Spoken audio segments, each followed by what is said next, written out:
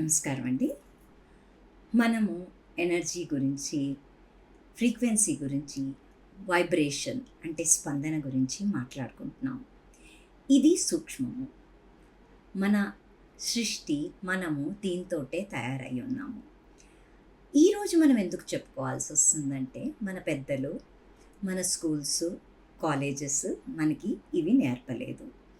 So అందుకనే ఈరోజు మనం అసలు దేనితోటి మనం తయారయ్యాము, మన ఫండమెంటల్స్ ఏంటి అన్న విషయం మనం చూడాలి.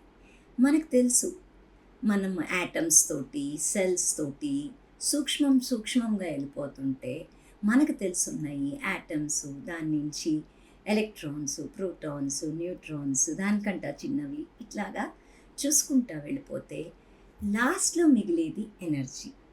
అందుకనే మనం ఎనర్జీ గురించి తెలుసుకుంటాం, చాలా ఇంపార్టెంట్.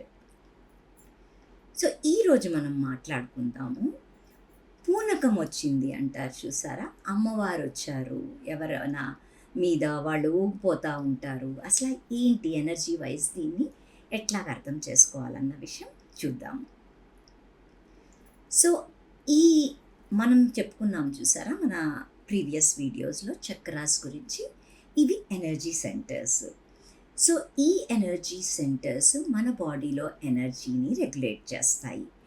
ఎప్పుడైతే ఎవరైనా ఈ దేవుడు జాతరలో, లేకపోతే అమ్మవారి గుళ్ళో, లేకపోతే మన పూజా స్థలంలో ఎప్పుడైనా డీప్గా ఆ ఎనర్జీతోటి కనెక్ట్ అయినప్పుడు వాళ్ళు వేరే డైమెన్షన్లోకి వెళ్ళిపోతారు, ఒక ట్రాన్స్లోకి వెళ్ళిపోతారు.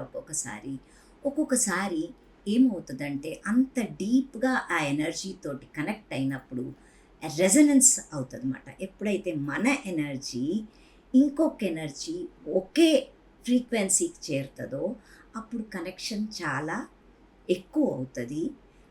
అలాంటప్పుడు ఏమవుతుందంటే ఎనర్జీ మనలోకి డిసెండ్ అవుతుంది.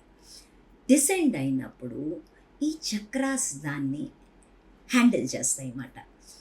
అప్పుడు ఈ చక్రాసు ఒకవేళ బ్లాకేజ్లో ఉండి సరిగ్గా లేకపోతే, వెల్ ట్యూన్ లేకపోతే, ఆ డిసెండ్ అయిన ఎనర్జీ మన బాడీని ఊపేస్తుంది.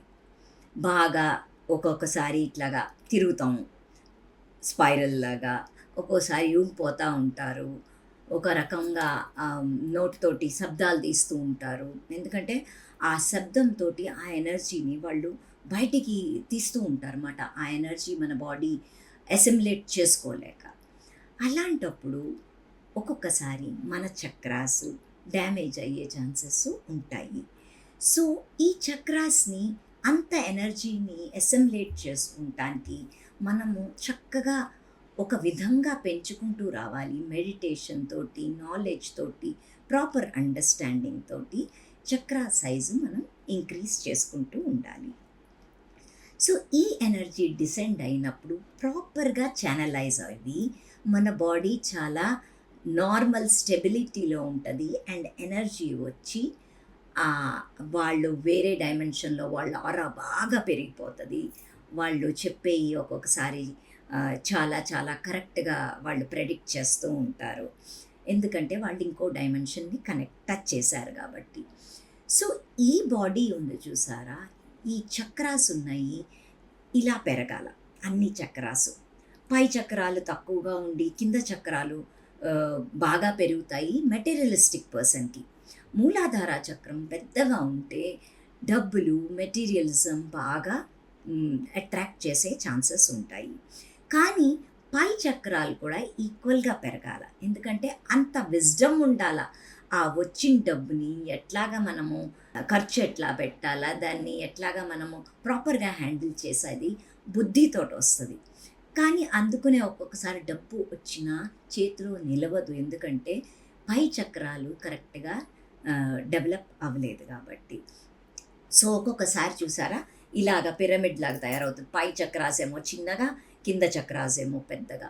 అలాంటి వాళ్ళు ఏంటంటే మెటీరియలిజం బాగా ఉంటుంది. వాళ్ళకి స్పిరిచువాలిటీ తోటి దాంతో ఏం టచ్ ఉండదు. అలాగే కొంతమంది ఉట్టి దేవుడు ఇంకేమీ లేదు అన్న వాళ్ళకి ఇన్వర్టెడ్ పిరమిడ్ లాగా ఉంటుంది. కిందేమో మెటీరియలిజం ఆల్మోస్ట్ నిల్, పైనేమో దేవుడు, భక్తి అలాంటి వాళ్ళు ఏం చేస్తారంటే ఇల్లు విడిచిపెట్టి వెళ్ళిపోతాము, సన్యాసం తీసుకుంటాము. ఎందుకంటే వాళ్ళకి ఇల్లు గురించి, మెటీరియలిజం గురించి ఏమీ లేదు, గ్రౌండింగ్ లేదు. గ్రౌండ్ పట్టుకుని ఉన్నప్పుడే మనము ఈక్వల్గా ఆలోచించగలం. భూమి, ఆకాశం ఒకే బ్యాలెన్స్లో ఉండాల. సో ఎప్పుడైతే ఈ డిఫరెన్స్ వస్తుందో అప్పుడు చక్రాసు ప్రాపర్గా డెవలప్ అవ్వవు. ఎప్పుడైతే మన చక్రాస్ అన్నీ ఒకే రకంగా ఎక్స్పాండ్ అవుతూ ఉంటాయో అప్పుడు మనకి నాలెడ్జ్, విజ్డమ్ చాలా పెరిగి పైనుంచి కూడా మనకి నాలెడ్జ్, డ్రీమ్స్ ఇట్లాంటివి బాగా వచ్చి ఇంట్యూషన్ బాగా పెరుగుతుంది. అయితే మన చక్రా సైజ్ ఎంత పెద్దది ఉంటుందో అంత మనకి స్పిరిచువాలిటీ చాలా చాలా డెవలప్ అవుతుంది. సో ఈ ఎనర్జీ ఉంది చూసారా, అమ్మవారు వచ్చినప్పుడు నేను చెప్తున్నాను, ఎప్పుడైతే అంత ఎనర్జీ డిసెండ్ అవుతుందో అది ఒక్కొక్కసారి స్వర్లింగ్ అంటే ఆమ్, ఇట్లాగా రౌండ్ రౌండ్గా తిరిగే మూమెంట్ ఇస్తుంది వాళ్ళకి. ఎవరైనా మీరు సూఫీ వాళ్ళు ఇట్లా తిరుగుతుంది చూసారా, వాళ్ళు యాంటీ క్లాక్ వైజ్ స్పైరల్స్ చేస్తూ ఉంటారు. ఎందుకంటే మన బాడీలో ప్రాణశక్తి ఇట్లా యాంటీ క్లాక్ వైజ్ స్పైరల్స్ లాగా తిరుగుతూ ఉంటుంది. Anti clock wise spirals usually ఎనర్జీని పైకి తీసుకెళ్తాయి. సో వాళ్ళు ఆర్టిఫిషియల్గా మన ఎనర్జీని ఇండ్యూస్ చేసుకుంటారు. వాళ్ళు తిరిగి తిరిగి లోపల ఎనర్జీ తిరిగి తిరిగి కనెక్ట్ అవుతానికి, పైన ఎనర్జీకి, మన హయ్యర్ సోల్స్కి, అప్పర్ ఎనర్జీస్ కనెక్ట్ అవుతానికి. అట్లాగే ఈ వీళ్ళకి కూడా అదే మూమెంట్ వస్తుంది ఎనర్జీలో.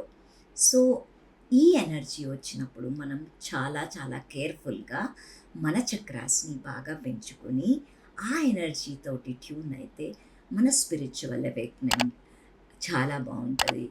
అండ్ ఆల్సో మన గ్రోత్ అన్ని విధంగా విజ్డము పెరిగి మనము బ్యాలెన్స్డ్ లైఫ్ చాలా బాగా బ్రతకగలం.